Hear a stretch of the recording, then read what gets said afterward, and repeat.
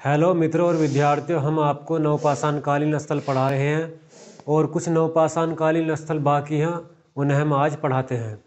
देखिए, जैसे बरूडीह है, बरूडीह जो है वो बिहार में पड़ता है और यहाँ से हमें हाथ और चाक पर निर्मित औजार मिलते हैं और काले व स्लेटी रंग के मर्दभांड से मतलब है मिट्टी के बर्तन, यानी कि काले व स्लेटी मिट्टी के बर्तन जो हैं प्राप्त होते हैं। कहाँ से? बरूडीह से। और यहाँ से पॉलिशदार कुल्हाड़ी भी प्राप्त होती है, पॉलिशदार या पॉलिश युक्त कुल्हाड़ी भी प्राप्त होती है।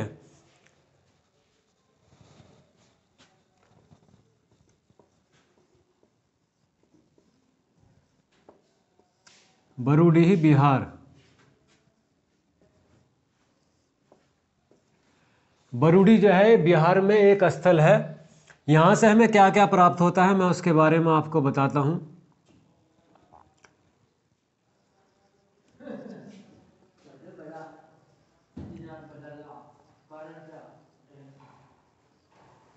काले व स्लेटी रंग के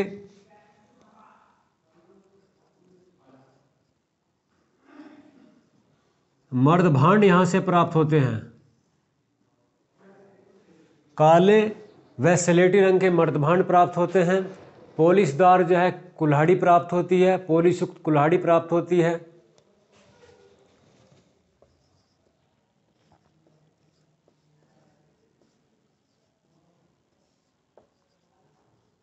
पॉलिशदार कुल्हाड़ी।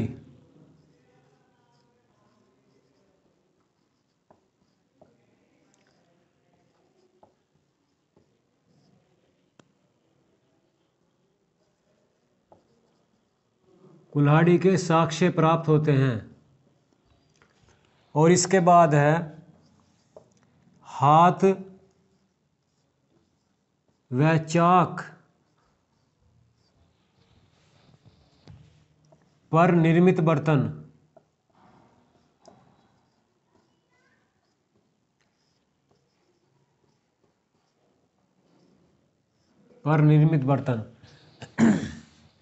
देखिए, हाथ व चाक पर निर्मित बर्तन, तो ये चीज़ें जो हैं बरूडीह बिहार से प्राप्त होती हैं। अगला स्थल जो है हमारा वो कुचाई है।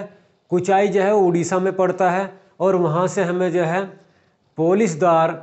पॉलिश युक्त जो है पत्थर की कुल्हाड़ी प्राप्त होती है, कहीं की पत्थर की कुल्हाड़ी।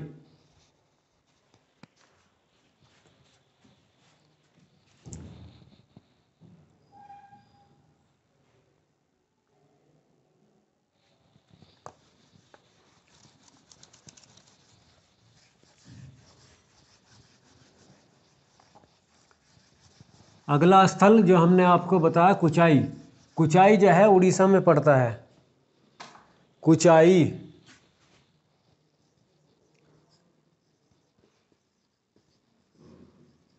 उड़ीसा एक राज्य है। यहाँ से जो है क्या प्राप्त होता है? यहाँ से जो है पॉलिशदार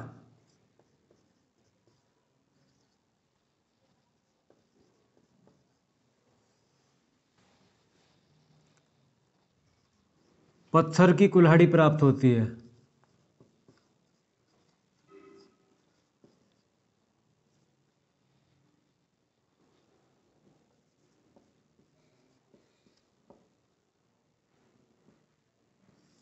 या ये पत्थर की कुल्हाड़ी के साक्ष्य।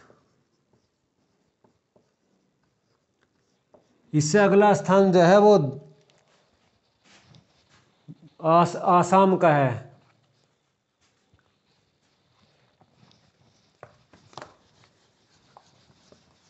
आसाम का है दोवाज लिग हार्डिंग। दोवाज लिग हार्डिंग।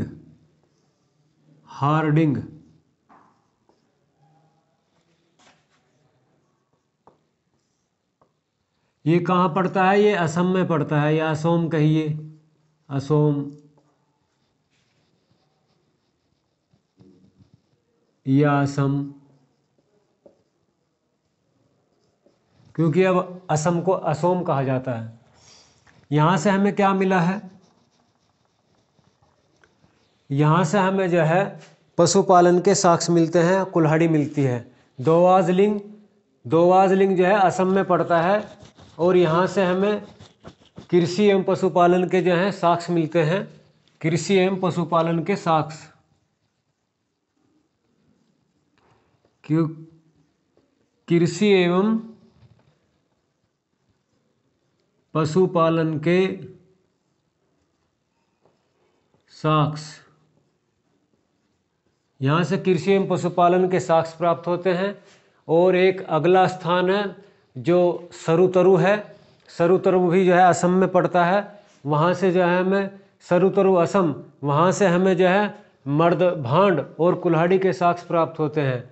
वहाँ से मर्द भांड एवं कुल्हाड़ी के साक्ष्य प्राप्त होते हैं, मर्द भांड और कुल्हाड़ी के साक्ष्य। सरुतरु जो है वो असम में पड़ता है।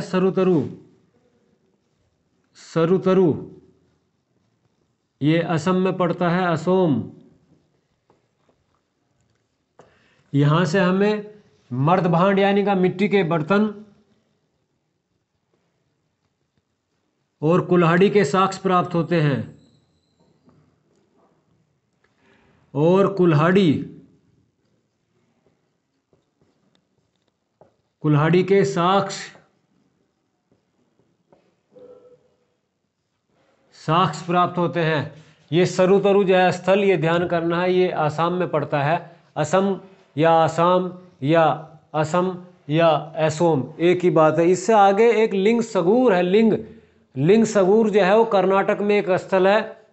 सबसे पहले 1824 ईस्वी में डॉक्टर प्राइम रोज ने सबसे पहले पोलिसदार या पोलिस युक्त कुल्हाड़ी यहीं से खोजी।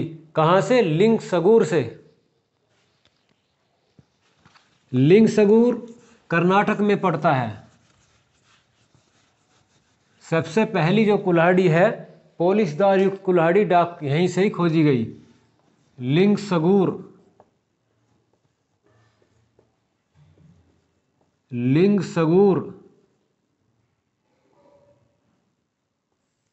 कहाँ है? कर्नाटक में।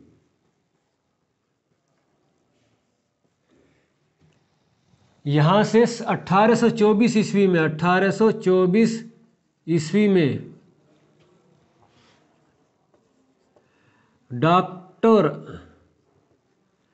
प्राइम रोज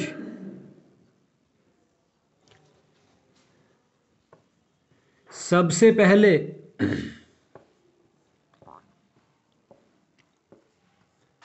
पोलिसदार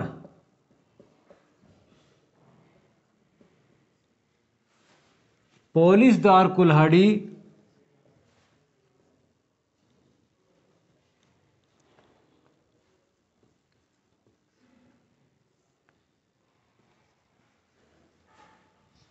यहीं से खोजी।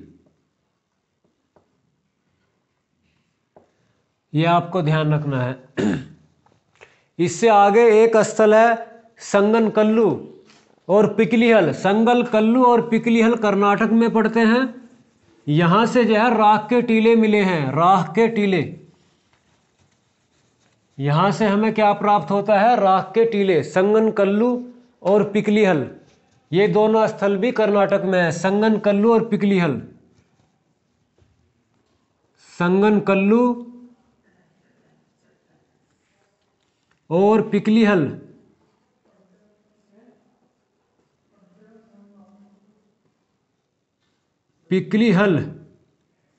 संगनकल्लू और पिकलीहल दोनों स्थल जो है कर्नाटक में है। ये ध्यान रखना है, ये दोनों स्थल जो है कर्नाटक के हैं।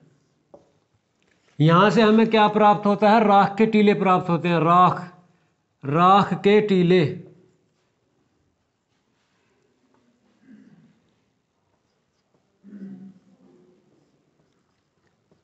या ये कहिए राख के टीलों के साक्ष्य। उसके बाद है ब्रह्मगिरी और संगनकल्लू। ब्रह्मगिरी भी जो है वो कर्नाटक में पड़ता है। ब्रह्मगिरी कहाँ पड़ता है? ब्रह्मगिरी भी जो है वो कर्नाटक में पड़ता है। ब्रह्मगिरी,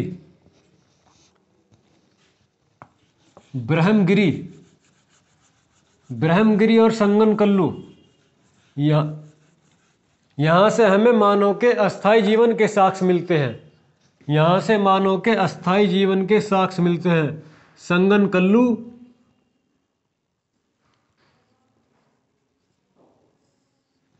और ब्रह्मगिरी, ब्रह्मगिरी, ब्रह्मगिरी, ये दोनों स्थल कहाँ पड़ते हैं? ये दोनों स्थल कर्नाटक में पड़ते हैं। और यहाँ से जो है हमें मानव जीवन के मतलब मानव जीवन के स्थायी साक्ष्य प्राप्त होते हैं, यानी का स्थायी मानव जीवन के साक्ष्य प्राप्त होते हैं। स्थायी से मतलब यह है कि मानव अब जो है वहाँ पर जो है अपना जो है परिवार सहित वहाँ रहता था। स्थायी जीवन यानी का अब मानव जो है वहाँ पर अपनी बस्ती बनाकर रहता था। स्थायी जीवन यानी का वो घुमंतु नहीं था। और जो उसकी कुछ निशानियाँ हैं, जैसे स्थायी जीवन, अब वो वहाँ स्थायी जीवन बनाकर रह रहा है तो उन्होंने वहाँ पर घर भी बनाया होगा और भी बहुत काम है। कर्नाटक, स्थायी मानव जीवन के साक्ष्य, स्थायी मानव जीवन के साक्ष्य, मानव जीवन के साक्ष्य, यहाँ से हमें संगनकल्लू और ब्रह्मगिरी कर्नाटक, यहाँ से जो है मानव जीवन के जो स्थायी साक्ष्य हमें देखने को मिलते हैं। ये ध्यान करना है आपको।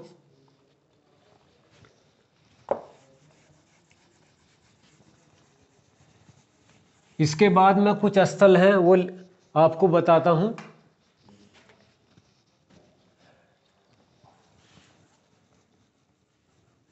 जैसे मास्की है, मास्की, ब्रह्मगिरी है, ब्रह्मगिरी,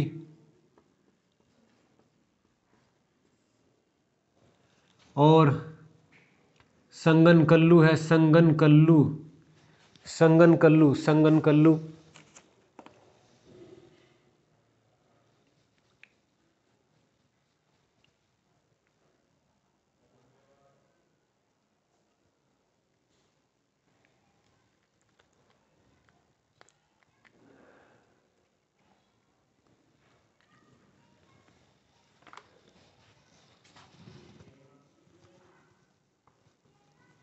संगनकल्लू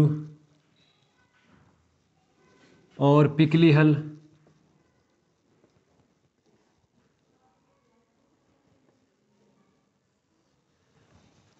ये स्थल जो है कर्नाटक के हैं, कर्नाटक के हैं। दूसरे स्थल मैं बताता हूं, उतनूर, नागार्जुन कोंडी, नागार्जुन कोंडी, नागार्जुन कोंडी और संगनपल्ली,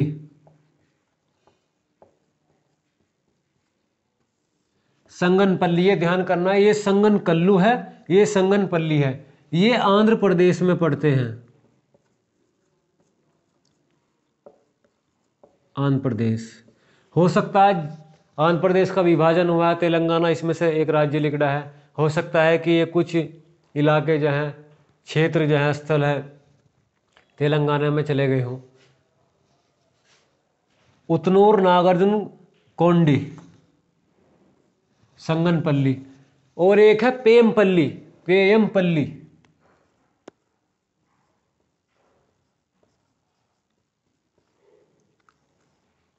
पेयमपल्ली, ये तमिलनाडु का है।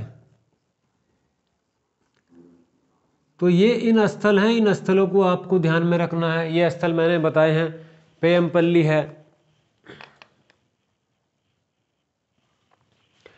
तो ये जो सारे स्थल हैं, ये स्थल जो हैं कृष्णा और कावेरी नदियों के मध्य पड़ते हैं।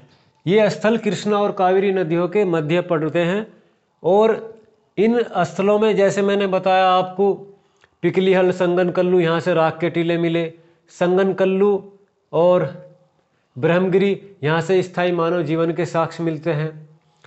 तो और जैसे और मैंने सारे जो और स्थान हैं, इनसे अलग भी जो मैंने ये स्थान लिखे हैं, इनमें क्या है, ये कृष्णा और कावेरी जो नदियाँ हैं उनके मध्य जो है ये स्थल है, कृष्णा और कावेरी नदियों के मध्य स्थल है। और इनमें जो है हमें चना, मूंग, रागी की फसलों के भी साक्ष्य मिले हैं। चना, रागी, मूंग, मसूर, वे उनके बारे में आपको लिखवाता हूँ, क्योंकि इन जगह से सम्मिलित चीज़ें मिली हैं। जैसे पशुपालन के साक्ष्य मिले हैं, और जो भेड़ है, बकरी है, भैंसा है, और चना, रागी और मूंग, इन जो है फसलों के जो है साक्ष्य इन सम्मिलित जगह से ही मिले हैं।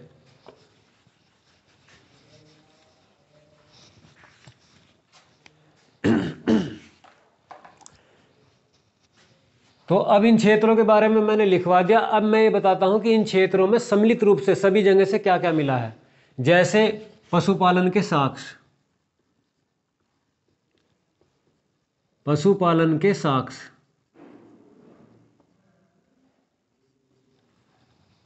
और मैंने ये भी बताया कि मास्की कहाँ है, ब्रह्मगिरी कहाँ है, कर्नाटक में है। तो पशुपालन के साक्ष्य में हमें क्या मिलता है, भेड़, बकरी,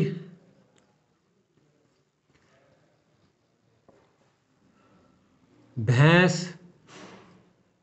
और भैंसा, इनके हमें जो है वहां से साक्ष्य मिलते हैं। उसके बाद है फसलों के साक्ष्य, कृषि के साक्ष्य।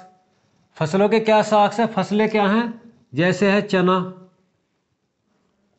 रागी, मसूर, ये हैं। और भी फसलें मिलती हैं आदि, और भी फसलें हैं, और ये भी आदि हैं। पशुपालन के साक्ष्य भेड़, बकरी, भैंस और भैंसा आदि के साक्ष्य प्राप्त होते हैं। और जो फसलें हैं, चना है, रागी है और मसूर है और आदि फसलें हैं, इन फसलों के हमें वहाँ साक्ष्य प्राप्त होते हैं। और ये मेरी जो वीडियो थी नवपाषाण कालीन स्थलों से संबंधित थी, और नवपाषाण काल जो है हमारा समाप्त होता है। और हमारी ये वीडियो आपको अच्छी लगी तो आप कमेंट करिए, लाइक करिए और मेरे चैनल को सब्सक्राइब करिए। Thank you.